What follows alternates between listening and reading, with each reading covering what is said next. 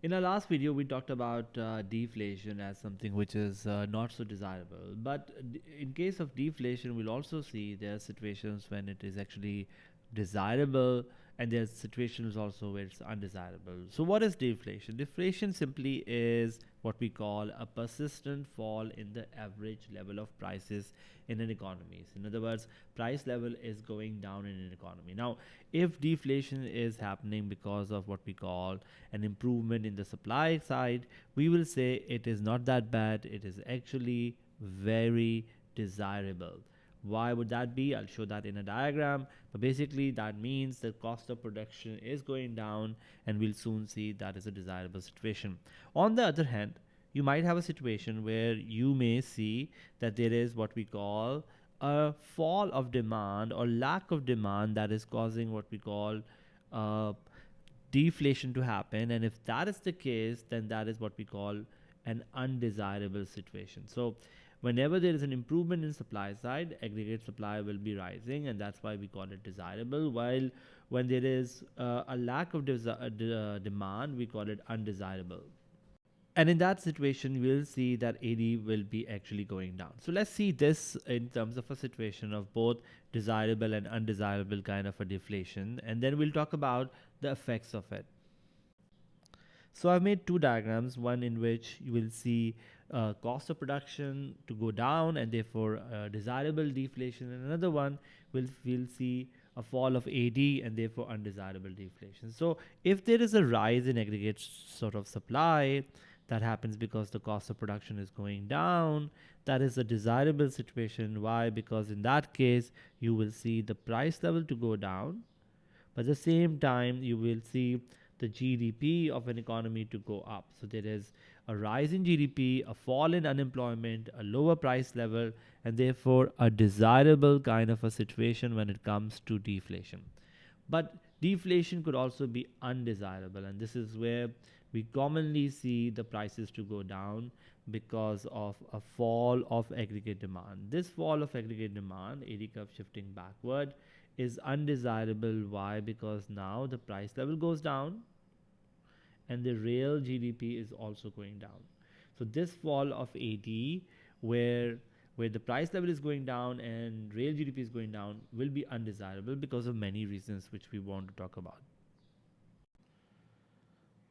The fall of this aggregate demand, therefore, has these challenges that we need to explore. And the first cost that we look at is basically what we call a, a loss of consumer confidence. You know, with falling prices, consumer confidence will be low. Why? Because consumer will be like, you know what, prices are going down and they will go down further, and therefore I should not buy today, I should buy tomorrow. So they will basically delay their consumption.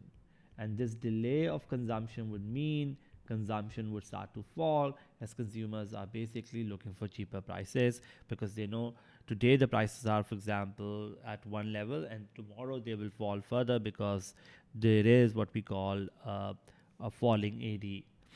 Now, when this happens, the firms will also start reacting because lower consumption would mean lower investment. The firms will cut down investment, and that basically will result in what we call a vicious circle, because C went down, now I went down, which will make the AD go down, and this fall of AD will result in again trigger basically C and I to fall, and you may see continuous fall of GDP and therefore continuous sort of shrinking of the economy, and you can see economy to plunge into what we call a recession. Now, when this all is happening, workers will be very unhappy because there will be what we call a rise in unemployment. So while the AD is going down and GDP is going down, unemployment, let's call it UE, will go up, and that again would mean falling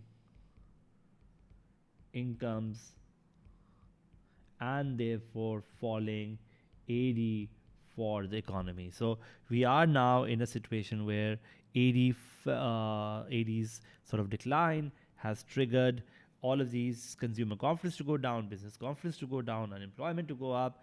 And lastly, in this kind of an environment when the prices are going down, borrowers will also be finding it difficult to repay their loans. So if you're a firm that has taken a loan, you will suffer from deflation, because when the price level goes down, your real income or real sort of payments will go up, as we've discussed this earlier. Now, in inflation, when the borrowers were having a good time, they were the party that were benefiting. In deflation, these borrowers will actually find it difficult to sort of repay now, because number one, there is lower business and consumer confidence, but at the same time now the interest payments are basically going to be much higher, as now your deflation has made the rate to become, for example, more.